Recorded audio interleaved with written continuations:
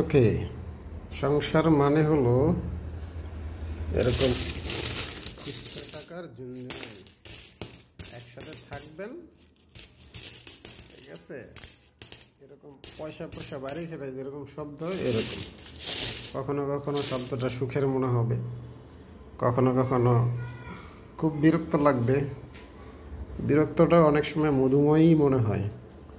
তারপরে ঝুনুর ঝুনুর শব্দ শুনতে কার না ভালো লাগে? হ্যাঁ, পয়সা পয়সা এরকম পয়সা তো আসলে সবার ঘরে জমেও না।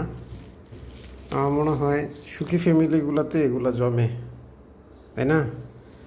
একটা একটা করে জমাবেন,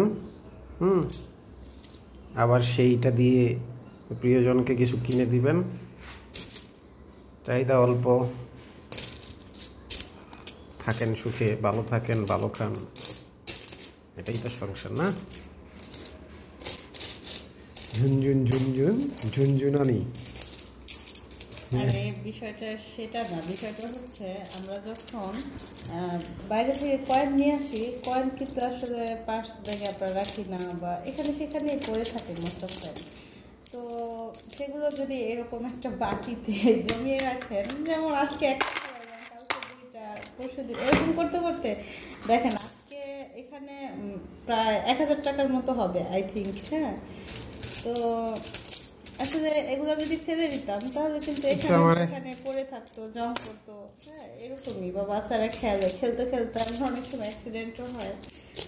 তো সবসময় যদি কার কার বাসায় এরকম বস্তা ভরা টাকা আছে দেখেন, আসে বাইরে থেকে, ছবি সহ কমেন্টস করুন।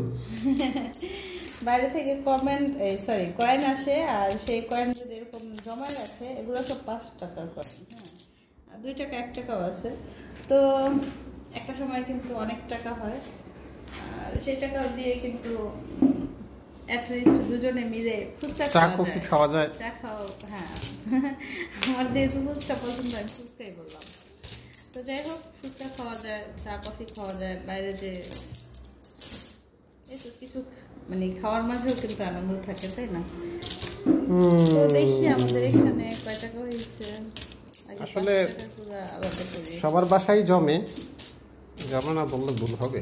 সংসার মানেই তো জমি, তাই না? জমি আর জমি, পয়সার জমি, তাই না?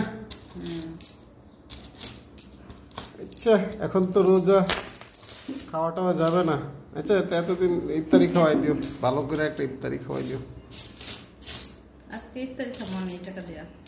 আচ্ছা, ঠিক আছে, ওকে।